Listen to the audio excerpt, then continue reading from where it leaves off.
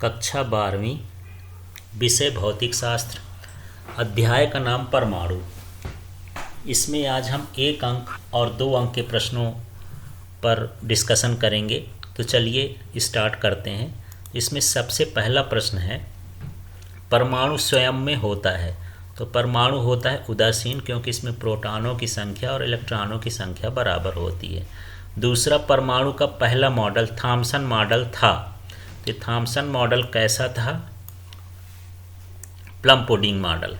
इसके बाद तीसरा देखते हैं, परमाणु का नाभिकीय मॉडल, ग्रही मॉडल किसने दिया? तो ये नाभिकीय मॉडल, ग्रही मॉडल अर्नेस्ट रदरफोर्ड ने दिया। तो इसका सी ऑप्शन सही है। चलिए अब आगे का देखते हैं। चौथा नंबर,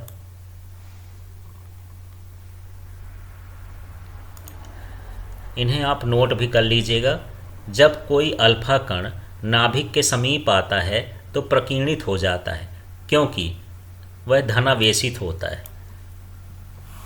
नाभिक के समीप इसलिए क्योंकि नाभिक भी धनावेशित होता है और अल्फा कण भी क्या होता है? धनावेशित होता है। तो धनावेशित धनावेशित एक दूसरे को प्रतिकर्षित करते हैं। पांचवा देखते हैं, जब कोई अल्फा कण नाभिक के समीप आता है तो प्रकीर्णित हो जाता है, क्योंकि अब इसमें दूसरा ऑप्शन दिया है। तो इस ऑप्शन के हिसाब से, क्योंकि उनके बीच क्या लगता है? विद्युत बल लगता है। गुरुत्वीय बल, चुंबकीय बल, नाभिकीय बल, ये सब नहीं, उनके बीच क्या लगता है? विद्युत बल के कारण ही वो क्या होता है? प्रकीर्णित हो जाता है, क्योंकि उसमें भी धनावेश होते हैं, नाभिक में अल्फा कण में भी धनावेश होते हैं। इसके बाद छठवां देखते हैं, अल्फा कण है। तो अल्फा कण क्या होता है? हीलियम नाभिक होता है। तो इस तरह से यहाँ पर ये सही अल्फा कण ये है। इसके बाद हम 7वें नंबर के ऑब्जेक्टिव में पहुँचते हैं। 7वां ऑब्जेक्टिव देख लेते हैं। तो 7वां प्रश्न है, नाभिक की खोज किसने की? तो ये अर्नेस्ट रदरफोर्ड ने की। इसका सी ऑप्शन सही है।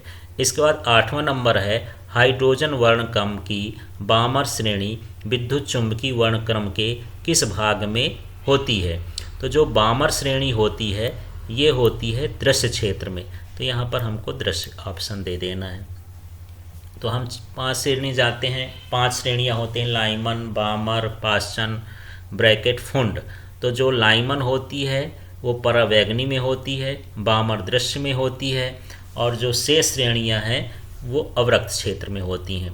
चलिए 9वां वाला देखते हैं, हाइड्रोजन परमाणु में इलेक्ट्रॉन का न्यूनतम कोणीय संवेग होगा। तो ये हो जाएगा बी, h/2π, क्योंकि जो फार्मूला होता है कोणीय संवेग का NH/2π होता है। तो पहली कक्षा होती है हाइड्रोजन में, तो n का मान 1 हो जाएगा, तो h/2π इस तरह से आ जाएगा। अल्फा कण प्रकीर्णन प्रयोग में अल्फा कण का पथ कैसा था? इसका पथ कैसा था? अति परवलयाकार था। तो इस तरह से यहाँ पर हमको देखना है। इसके बाद हम 11वें नंबर के अब ऑब्जेक्टिव में पहुँचते हैं। तो 11वां है, इलेक्ट्रॉन की चाल अधिकतम होती है। तो इलेक्ट्रॉन की चाल प्रथम कक्षा में क्या होती? अधिकतम होती है। तो यहाँ पर इस तरह से। अब हम बात करते हैं इसमें खाली स्थान की। इलेक्ट्रॉन की ऊर्जा खाली स्थान होती है तो ये ऋणात्मक होती है। प्रत्येक तत्व के रेखीय स्पेक्ट्रम में रेखाओं की संख्या निश्चित होती है। रेखीय स्पेक्ट्रम खाली स्थान के संबंध में महत्वपूर्ण सूचना देते हैं। परमाणु की संरचना की सूचना देते हैं। परमाणु का आकार लगभग होता है, तो ये 10⁻⁻10 मीटर या एक अंगस्ट्रॉम भी लिख सकते हैं। इस तरह से 1 अंगस्ट्रॉम भी लिखा जा सकता है। ये एक ही चीज़ है। इसके बाद हम अगला देख लेते हैं। 5वें नंबर के खाली स्थान में पहुंचते हैं। तो 5वां खाली स्थान है, नाभिक का आकार खाली स्थान होता है। तो नाभिक का आकार 10⁻⁻15 मीटर। कन्फ्यूजन में नहीं आना है। जो ऊपर वाला प्रश्न था उसमें था परमाणु का आकार। तो 2 तरह से प्रश्न पूछ देता है, ध्यान रखना। एक बार परमाणु का आकार, एक बार नाभिक का आकार। तो जब परमाणु का आकार पूछेगा तो ये है आंसर, और नाभिक का आकार पूछेगा तो ये है 10⁻⁻15। परमाणु के स्थायित्व की व्याख्या का मॉडल करता है। तो जो बोर मॉडल है वो परमाणु के स्थायित्व की व्याख्या करता है। हाइड्रोजन परमाणु के मूल कक्षा की त्रिज्या होती है, तो ये 0.51 अंगस्ट्रॉम होती है। इसको याद करना पड़ेगा। इसका मान इतना 0.51 × 10⁻⁻10 मीटर भी लिख सकते हैं इसे, यदि अंगस्ट्रॉम नहीं लिखेंगे। निम्न कक्षा की अपेक्षा उच्च कक्षा में इलेक्ट्रॉन की गतिज ऊर्जा खाली स्थान कम होती है, क्योंकि जैसे जैसे ऊपर की कक्षाओं में चलते जाते हैं वैसे वैसे ऊर्जा का मान घटता जाता है। निम्न कक्षा की अपेक्षा उच्च कक्षा में इलेक्ट्रॉन की स्थितिज ऊर्जा अधिक होती है। तो गतिज ऊर्जा यदि कम है तो स्थितिज ऊर्जा क्या होगी? अधिक होगी। चलिए अब हम 10वां नंबर के प्रश्न में पहुंचते हैं, खाली स्थान में। चलिए 10वां नंबर का प्रश्न है, प्रत्येक परमाणु की ऊर्जा खाली स्थान होती है, क्वांटीकृत होती है। गाइगर मार्सडन प्रयोग में अल्फा कण की ऊर्जा खाली स्थान थी, तो इसका मान था 5.5 मेगा इलेक्ट्रॉन वोल्ट। हाइड्रोजन के दृश्य भाग में स्पेक्ट्रमी श्रेणी में सर्वप्रथम ने देखा, तो दृश्य भाग जो होता है वो बामर श्रेणी का होता है, तो किस श्रेणी में मिलता है? बामर श्रेणी दृश्य भाग। इसके बाद 13 नंबर के प्रश्न में पहुंचते हैं। हाइड्रोजन नाभिक के चारों ओर उन कक्षाओं में ही परिक्रमा करता है जिनका कोणीय संवेग h/2π का पूर्ण गुणज होता है, तो यहाँ h/2π भरना है। निम्नतम अवस्था में इलेक्ट्रॉन को पलायन करने के लिए आवश्यक ऊर्जा को खाली स्थान कहते हैं, तो यहाँ पर आयनीकरण ऊर्जा कहलाती है पलायन करने के लिए जो आवश्यक ऊर्जा होती है। चलिए अब हम इसके बाद अगले प्रश्न में पहुँचते हैं। यहाँ पर हमारे पास 15वां प्रश्न है, हाइड्रोजन परमाणु को प्रथम उत्तेजित अवस्था में इलेक्ट्रॉन की कुल ऊर्जा लगभग खाली स्थान होती है, तो ये -3.4 इलेक्ट्रॉन होती है जो प्रथम उत्तेजित कक्षा होती है। प्रथम उत्तेजित कक्षा का मतलब सबसे निचली कक्षा का जो होता है -13.6 इलेक्ट्रॉन वोल्ट होता है, इतनी ऊर्जा है। और प्रथम उत्तेजित कक्षा माने दूसरी कक्षा, तो यहाँ पर कक्षा का वर्ग होता है, माने यहाँ 2 का वर्ग कर देंगे तो ये 4 हो जाएगा, 4 का भाग करेंगे तो इतना आ जाएगा। इलेक्ट्रॉन की स्थितिज ऊर्जा कुल ऊर्जा की 2 गुनी के बराबर होती है, तो यहाँ 2 गुनी हो जाएगा। इलेक्ट्रॉन का कोणीय संवेग खाली स्थान होता है, यहाँ पर कोणीय संवेग क्वांटीकृत होता है। हाइड्रोजन परमाणु की निम्नतम ऊर्जा का मान -13.6 इलेक्ट्रॉन वोल्ट होता है। हाइड्रोजन परमाणु की आयनीकरण ऊर्जा का मान 13.6 इलेक्ट्रॉन वोल्ट होता है। अब इसमें कन्फ्यूजन नहीं होना है, निम्नतम ऊर्जा का मान यही है लेकिन माइनस में है, और आयनीकरण ऊर्जा का मान भी यही है लेकिन ये किस में है? प्लस में। आयनीकरण ऊर्जा प्लस में होती है, निम्नतम ऊर्जा का मान माइनस में होता है। अब 20वां है, उत्सर्जन रैखिक स्पेक्ट्रम गैसों की पहचान की तरह कार्य करता है, तो ये एक फिंगरप्रिंट की तरह कार्य करता है, माने गैसों की जानकारी देता है, ऐसा समझना है इसको। इसके बाद हम बात करते हैं अगले क्वेश्चन में। तो अगला क्वेश्चन है जोड़ी मिलाने के लिए, तो चलिए हम इसकी जोड़ी मिलाते हैं। तो यहाँ पर लाइमन श्रेणी जो होती है तो ये किस क्षेत्र के लिए होती है? परावैंगनी क्षेत्र के लिए। इसके बाद यहाँ पर बामर श्रेणी है, तो बामर श्रेणी किसके लिए है? दृश्य क्षेत्र के लिए। फिर यहाँ पर जो पाश्चन श्रेणी है तो ये क्या है? अवरक्त क्षेत्र के लिए।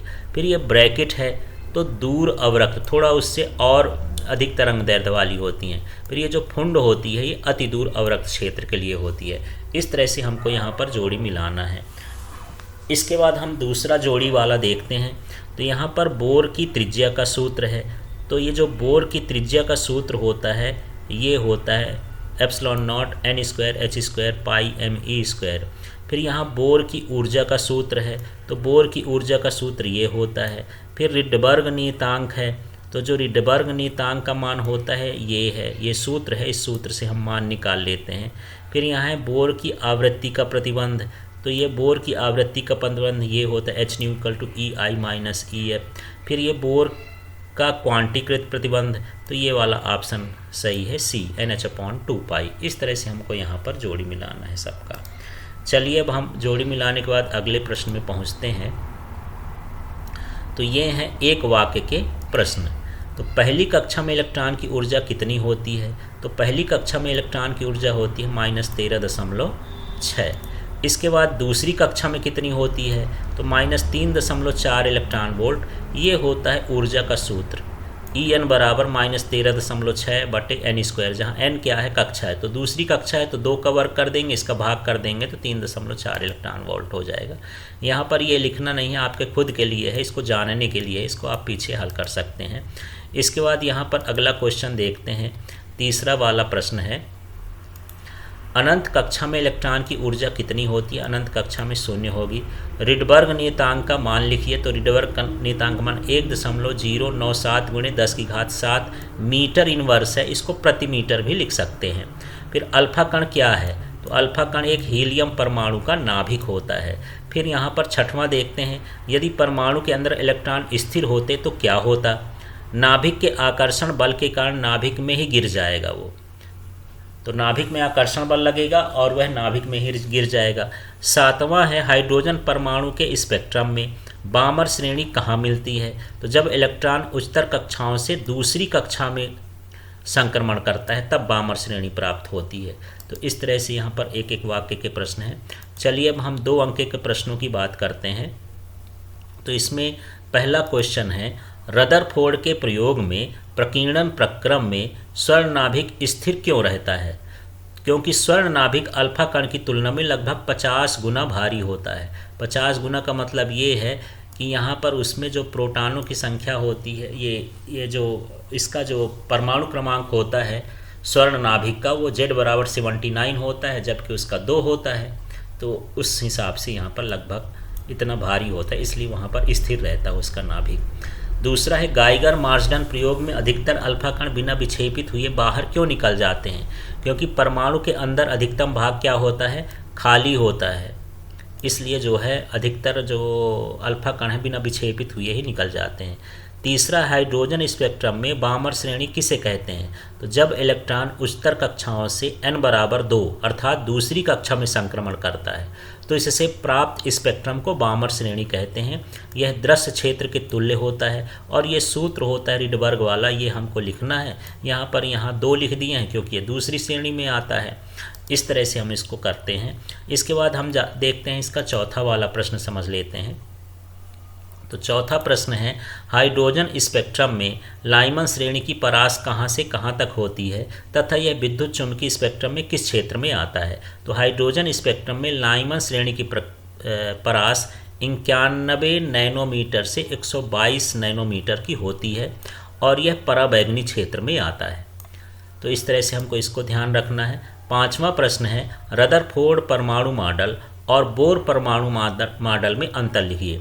तो रदरफोर्ड परमाणु मॉडल इलेक्ट्रॉन की कक्षा अस्थायी थी और इनका स्पेक्ट्रम कैसा सा सतत था, जबकि बोर परमाणु मॉडल में इलेक्ट्रॉन की कक्षा स्थायी थी और इसका प्राप्त स्पेक्ट्रम कैसा होता है? रेखीय होता है। अल्फा कण प्रकीर्णन प्रयोग में स्वर्ण पत्र अत्यंत पतला 10⁻⁻7 मीटर की कोटि का क्यों रखा जाता है? ताकि अल्फा कण कई बार प्रकीर्णित न हो। ये लगभग जो है नाभिक के आकार या परमाणु के आकार का हो जाता है, इसलिए हम इसको पतला रखते हैं। सातवां प्रश्न है, गाइगर मार्सडन प्रयोग में जिंक सल्फाइड का पर्दा लगाने की क्या आवश्यकता है? तो अल्फा कण जिंक सल्फाइड के पर्दे से टकरा करके चमकीला स्पॉट उत्पन्न करता है, इसलिए हम वहाँ पर जिंक सल्फाइड का पर्दा लगाते हैं। इसके बाद हम इसका 8वां प्रश्न देख लेते हैं। चलिए 8वां प्रश्न क्या है, रदरफोर्ड मॉडल से नाभिक के आकार का आकलन कैसे किया जाता है? तो नाभिक का द्रव्यमान बहुत छोटे आयतन में संकेंद्रित होता है, जिससे आपतित अल्फा कणों का छोटा सा ही भाग वापस लौटता है। तो यहाँ पर हम तुलना कैसे कर लिए कि हम देख रहे थे कि रदरफोर्ड प्रयोग में केवल कुछ ही अल्फा कण, बहुत कम अल्फा कण जो है 180 डिग्री के कोण पर वापस आते हैं। इससे पता चलता है कि नाभिक कैसा होता है, छोटा है। इस तरह से हम उसका आकलन कर लेते हैं। इसके बाद हम 9वें नंबर के प्रश्न में पहुंचते हैं। बोर का क्वांटीकरण से क्या आशय है, अथवा बोर के परमाणु मॉडल का क्वांटीकृत प्रतिबंध लिखिए। तो इलेक्ट्रॉन उन्हीं कक्षाओं में चक्कर लगाते हैं जिनका कोणीय संवेग h/2π का पूर्ण गुणज होता है, जहां h प्लांक नियतांक है और ये इसका सूत्र है। यही बोर का क्वांटीकरण प्रतिबंध कहलाता है। फिर देखते हैं 10वां नंबर, जे थॉम्सन के प्लम पुडिंग मॉडल क्या है? तो प्लम पुडिंग मॉडल दिया जे थॉम्सन ने। इसके अनुसार परमाणु धनावेश का गोली मेघ है, जिसमें इलेक्ट्रॉन तरबूज में बीज की तरह अंतः स्थापित होते हैं या धंसे हुए होते हैं। चलिए अब हम 11 नंबर के प्रश्न में पहुंचते हैं। तो 11 नंबर का प्रश्न इस तरह से है, रदरफोर्ड मॉडल की कमियां या सीमाएं लिखिए, इस तरह से प्रश्न है। तो इसकी क्या क्या सीमाएं हैं? इसके अनुसार परमाणु अस्थिर है क्योंकि नाभिक के चारों ओर घूमते हुए त्वरित इलेक्ट्रॉनों की ऊर्जा क्रमशः घटती जाएगी और वह सर्पिलाकार गति करते हुए नाभिक में गिर जाएगा, इसलिए यहाँ का जो परमाणु है वो कैसा है? अस्थिर हो जाता है इसके अनुसार।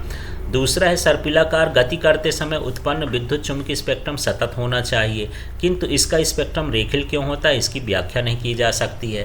तो रदरफोर्ड परमाणु मॉडल के हिसाब से इसका स्पेक्ट्रम सतत होता है, लेकिन वास्तविक में जो स्पेक्ट्रम मिलता है वो रेखीय होता है। इसकी व्याख्या जो है रदरफोर्ड ने नहीं की। 12वां प्रश्न है अल्फा कण के प्रक्षेप का पथ से क्या आशय है? तो स्वर्ण के नाभिक के समीप से अल्फा कण के प्रकीर्णन के पश्चात का मार्ग प्रक्षेप का पथ कहलाता है। माने प्रकीर्णन के बाद वो जैसे यहाँ से ये नाभिक है, नाभिक जैसे यहाँ गया, अब यहाँ से प्रकीर्णन हो गया, तो प्रकीर्णन के बाद जिस मार्ग से जाता है उसे हम क्या कहते हैं? अल्फा कण के प्रक्षेप का पथ कहते हैं। अब 13वां नंबर का प्रश्न इसमें देख लेते हैं। 13वां नंबर का प्रश्न क्या है? तो चलिए 13वां प्रश्न पढ़ते हैं।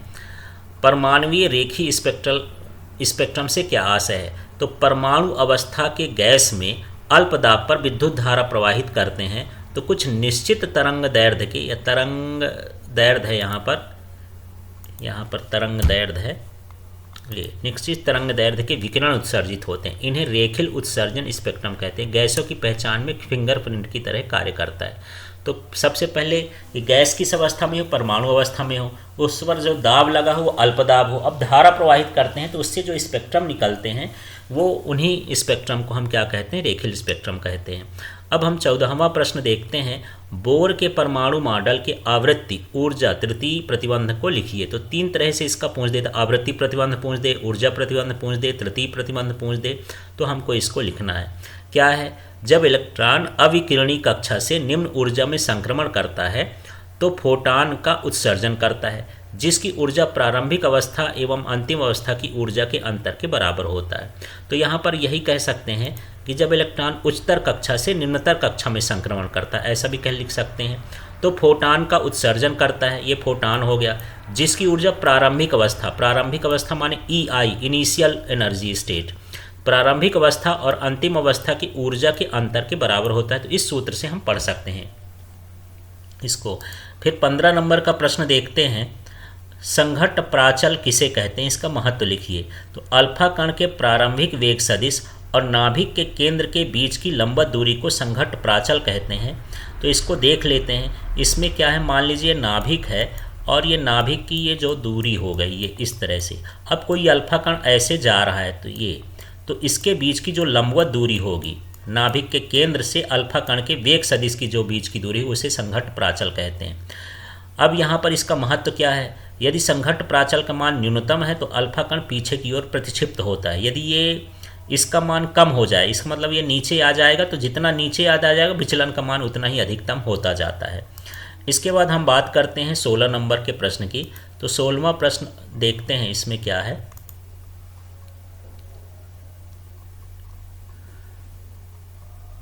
तो चलिए 16वां प्रश्न क्या है? बोर मॉडल की सीमाएं लिखिए। तो बोर मॉडल की क्या सीमाएं हैं? यह हाइड्रोजन सम परमाणुओं के लिए उपयुक्त है क्योंकि बोर मॉडल में इलेक्ट्रॉन और धनावेश के बीच विद्युत बल शामिल किया गया है, जबकि हाइड्रोजन से बड़े परमाणुओं में विद्युत बल इलेक्ट्रॉन के बीच भी लगेगा।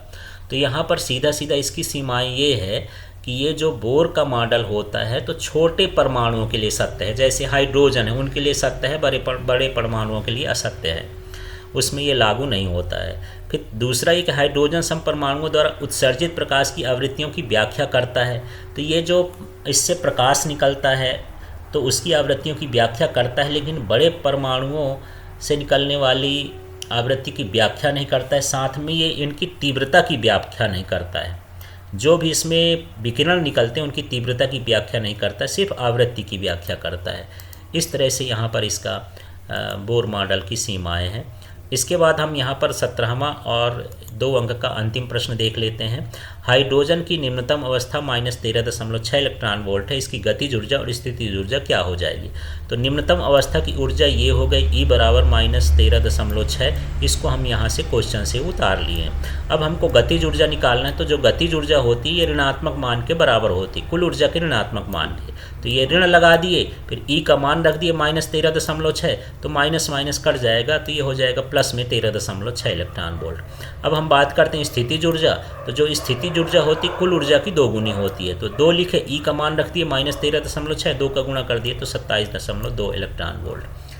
तो इस तरह से ये प्रश्न है, इनको आप नोट कर लिए और इन्हीं में से 2 अंक के प्रश्न पूछे जाते हैं। Thank you.